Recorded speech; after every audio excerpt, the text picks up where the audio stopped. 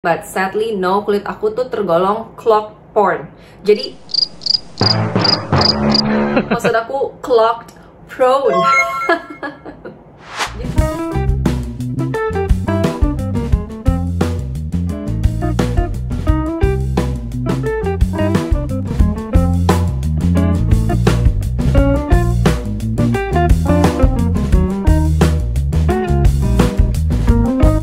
Hello everyone. So good to be back, finally ngomongin our never ending problem, acne.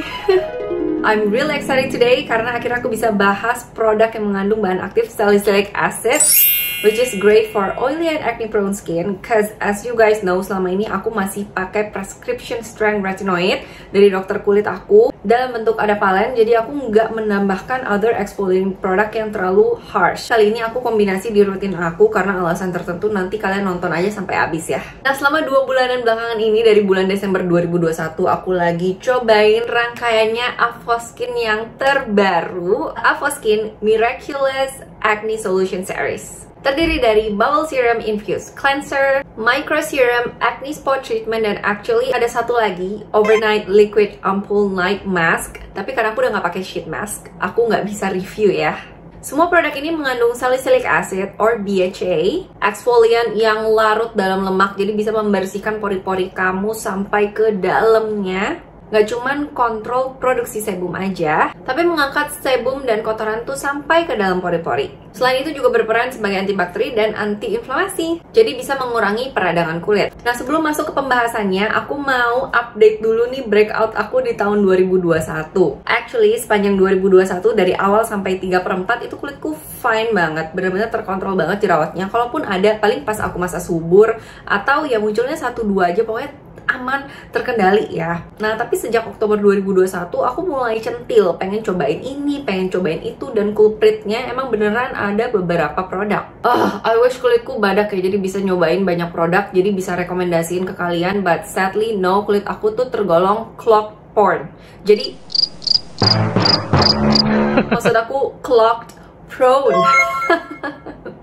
Jadi emang aku nggak bisa sembarangan coba-coba produk. Nah, di bulan Oktober ini aku mulai nyobain cushion. Actually cushionnya itu bagus, aku juga suka finishingnya oke. Tapi sadly aku pakai beberapa kali terus-terusan, aku tidak menyadari bahwa menyumbat pori-pori aku. Padahal aku tuh dari dulu sebenarnya triple cleanse loh.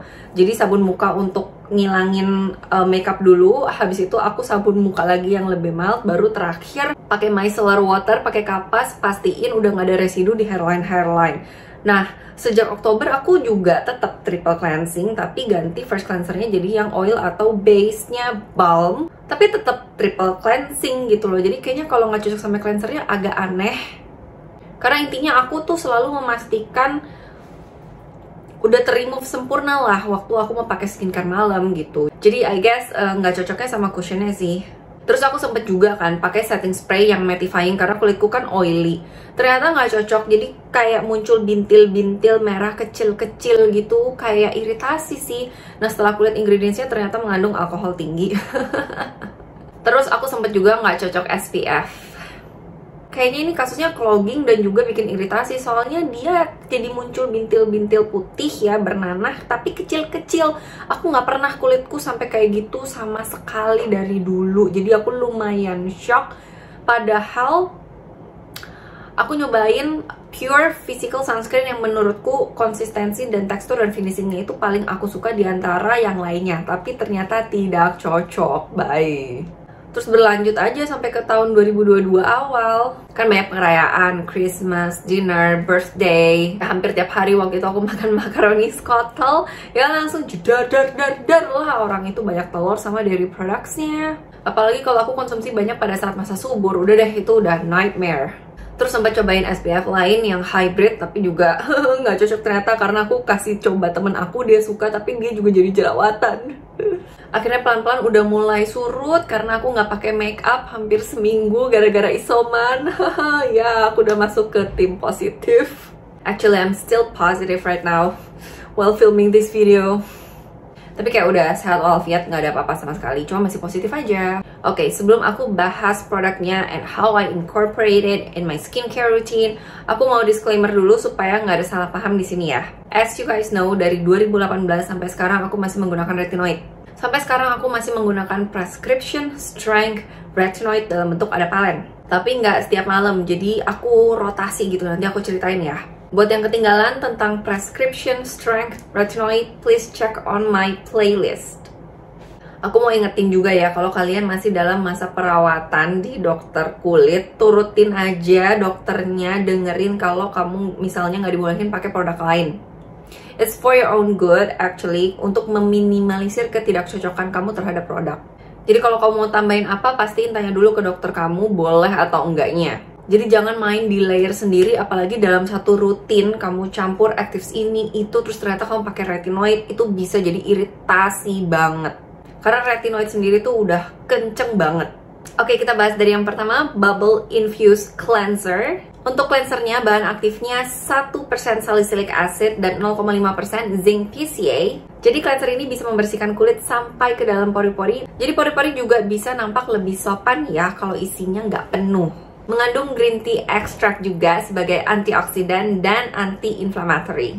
Ini cara penggunaan cukup unik ya, nggak seperti facial cleanser pada umumnya. Karena dia mengandung bahan aktif 1% salicylic acid, jadi dia memang didesain untuk terjadi short contact treatment di atas kulit kita. Makanya nggak langsung dibilas, tapi dibiarin dulu 1-2 menit sampai dia kayak menggelembung gitu. Kalau misalnya udah terbentuk busa-busanya ini, dia tuh stiff gitu loh. Jadi kalau misalnya mau gerakin around your face, harus dikasih air dulu supaya bisa lebih smooth, baru kita bilas. Jangan lupa untuk hindarin area mata karena itu merupakan area yang sensitif dan ini ada bahan aktifnya, so be careful. Sebenarnya kalau kalian mau pakai ini sebagai sabun cuci muka biasa yang langsung dikasih air, dibusain, terus kenain ke muka juga bisa sih, tapi dia jadinya ya nggak short contact treatment gitu ke kulit kita. Tapi ada bagusnya juga sih kalau misalnya kulit kalian sensitif tapi mau pakai expose sedikit yang mild aja, itu ya bisa nyobain pakai facial cleanser yang mengandung salicylic acid 1%, tapi jangan didiemin lama-lama. Kalau kalian ngerasa terlalu over ya, didiemin 2-3 menit itu. Kalau menurut aku cleanser ini cocok dipakai pagi dan malam hari. Tapi balik lagi tergantung skincare rutin kamu, tergantung kamu bakalan pakai actives apa, dan tergantung aktivitas kamu juga sih, dan tergantung ketahanan kulit kamu. Pokoknya ini after feelingnya enak banget, super bersih, tapi bukan yang ketarik ya, jadi nyaman banget di kulit, itu masih lembab. Cuma emang kekurangannya satu ya, ini tuh bleber-bleber kemana-mana. I wish they could improve the packaging, karena sama sekali nggak travel friendly.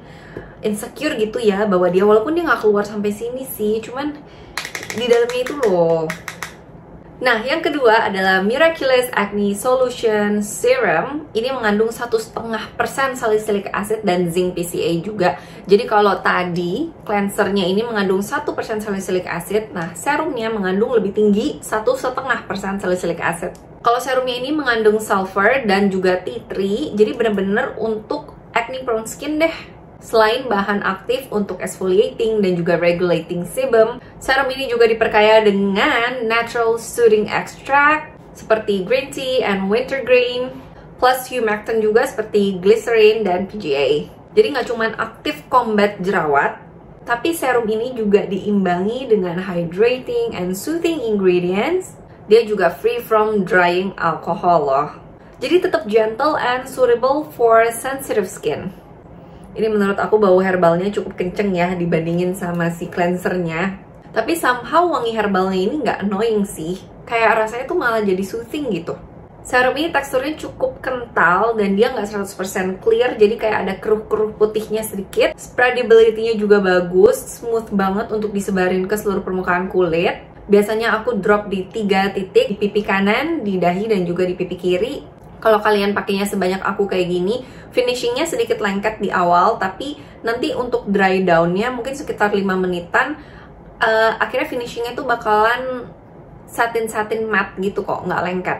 Actually kamu bisa pakai serum ini pagi dan malam hari. Balik lagi tergantung skincare rutin kamu, tapi kalau kamu belum pernah menggunakan exfoliating ingredients sama sekali, aku saranin kalian untuk start slow aja. Pakai malam hari aja, sedikit dulu, mungkin coba dulu di bagian hidung untuk lihat bisa nggak nih ngilangin komedo-komedo aku, karena kan dia juga cukup potent ya, salicylic acidnya 1,5%. Aku sih sejak nambahin salicylic acid 1,5%, hidungnya jadi lebih bersih sih. Sampai followersku bilang hidung aku kinclong banget, udah ngalahin kue nastar.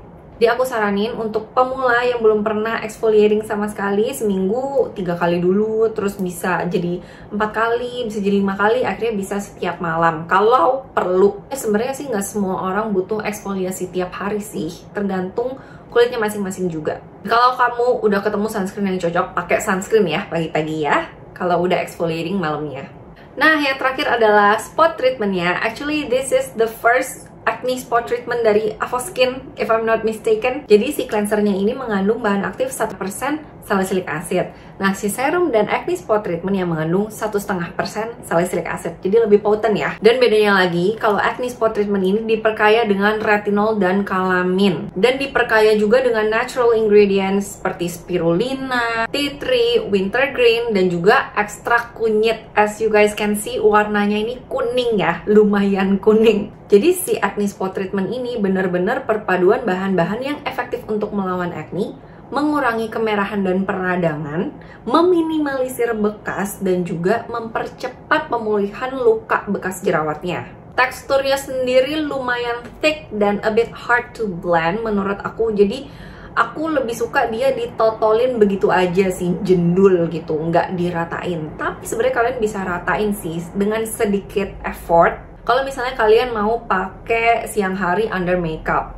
ini juga bisa kamu gunakan 2 kali sehari, pagi dan malam hari. Tapi kalau aku sih lebih suka pokoknya pakai pas emang aku di rumah dan nggak butuh makeup, pakainya tuh bener-bener ketutupan jerawatnya, nggak aku ratain gitu. Aku merasa dengan begitu lebih efektif sih. Hari ini banget ada jerawat yang super mateng, aku kasihin si acne spot treatmentnya seharian, terus aku sempat pakai acne patch juga, jadi udah keserap semua. Nah, nanti malam aku mau totolin lagi supaya penyembuhannya cepat, dan hasilnya nanti aku bakal taruh di sini ya besoknya dan lusa kayak gimana. Nah, dari 3 produk ini yang jadi favorit aku adalah jeng jeng jeng jeng jeng Bubble Infused Cleanser. Gak tau kenapa ya, walaupun ini packagingnya gengges pada bleber-bleber, tapi aku suka after feeling cuci mukanya karena bener-bener bersih sih. Kalian tahu kan oily skin itu nggak enak kalau pakai cleanser yang gentle enak, tapi cleanser gentle yang kayak nggak bersih tuh nggak enak banget rasanya. Tapi nggak bikin sampai ketarik banget, bekerja dengan efektif dan tetap mild di kulit tuh, tetap plumpy gitu. Habis itu baru serumnya, terus yang terakhir baru yang paling aku nggak terlalu suka sebenarnya acne spot treatmentnya. Nah, sekarang aku jelasin how I incorporate this series in my skincare routine, berhubung aku juga masih menggunakan ada Palen ya. Jadi kemarin tuh aku ngerasa kayaknya kulit aku tuh merah-merah banget, terus juga makin kering. Aku nggak tahu sih apa ada hubungannya ya obat antivirus bikin kulit jadi makin kering. Pokoknya aku ngerasa selama aku isoman nih kulit muka aku tuh lebih kering dan lebih rewel gitu, padahal nggak pakai makeup. Jadi aku makin kurang-kurangin lah si retinoidnya, karena kan kalau pakai retinoid tuh cenderung gampang merah ya. Ngomongin night skincare rutin dulu ya, aku bisa pakai retinoid tok. Aku bisa hydration tok tanpa ada bahan aktif apapun, dan aku bisa salicylic acid aja. Nah, kalau untuk paginya aku bisa hydration doang atau pakai serangkaian salicylic acidnya ini. Kalau buat facial washnya sih aku bisa pakai tiap pagi ya. Aku malah suka pakai pagi-pagi karena rasanya tuh lebih clear, clean, bersih gitu. Kalau malam sih aku jarang pakai cleansernya, karena kalau pas lagi jadwal retinoid ya aku nggak mau nanti jadi over exfoliating. Pokoknya sih intinya rangkaian skincare rutin aku itu tergantung sama kondisi kulit aku. Kalau kulitku lagi berasa merah-merah dan marah-marah, udah pasti aku nggak akan pakai bahan aktif. Aku benar-benar kencengin hidrasi untuk perkuat skin barrier dulu sampai dia udah mulai kalem, baru deh aku mulai eksfoliasi pakai BHA atau retinoid. Facial washnya menurut aku yang paling aman untuk dicoba, karena kayaknya jarang deh facial wash menyebabkan jerawatan. Kalau aku sih jarang banget. Facial wash itu antara kalau nggak dia terlalu kering ketarik, atau dirasa kurang bersih, atau iritasi kayak merah-merah bintil-bintil, itu masih bisa. Tapi kalau bikin jerawatan rasanya sih nggak pernah ada pengalaman seperti itu ya kalau di kulit aku. Nah, kalau untuk serumnya sendiri, aku siasatinnya pertama cobain di area yang emang paling gak berjerawat, antara di jidat atau di hidung, untuk make sure bahwa ini tuh nggak bikin nyumbat pori, dan ini itu bisa efektif meluntuhkan komedo. Kan hidung kan paling banyak komedo kan, paling banyak nih di sini nih, area cuping hidung. Nah, area cuping hidung itu kan biasanya tricky ya. Kalau aku pakai retinoid itu kalau dikasih di cuping hidung kadang-kadang suka jadi terlalu kering, jadinya ngelupas. Nah, jadi biasanya aku siasati. Nah, untuk bagian cuping hidung ini yang lumayan sensitif, pakeinnya salicylic acid aja. Karena kalau retinoid paling kayak cuma di bagian sini, nggak nyampe ke cuping hidung. It works wonder. Aku bisa malam pakai Adapalene, paginya aku pakai serum salicylic acid supaya komedonya tuh lebih hilang. Karena biasanya tuh masih ada kayak putih-putih yang nangkring lah di bagian-bagian sini. Kalau acne spot treatmentnya nggak ada masalah juga, tinggal kamu totolin dan kamu lihat aja perkembangannya gimana. Bisa difoto before after dulu untuk meyakinkan bahwa total jerawat ini tuh efektif untuk jerawat kamu. Yang pasti sih aku cocok-cocok aja, dan meredakan kemerahannya aku juga dapetin. Tapi balik lagi, kalau jerawat itu kan multifaktorial ya penyebabnya, jadi healthy lifestyle is a must. Makanan dibenerin, tidur dibenerin, stress levelnya di manage. Kembali kepada pohon healthy lifestyle kita. Jadi nggak semuanya tentang skincare aja. Kalau aku malah lebih sering tuh breakout karena nggak cocok produk, jadi hati-hati ya. Apalagi aku secara genetik DNA-nya ini memang DNA acne prone skin. Aku udah pernah tes DNA, kalian bisa lihat videonya di sini.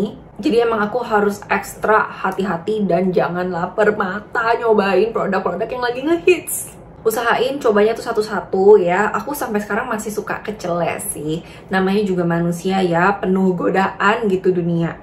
Tapi pokoknya begitu kamu smell something fishy, kayaknya kulit aku biasanya nggak kayak gini, langsung mundur dan langsung pakai rangkaian yang emang udah pasti aman di kulit kamu lah.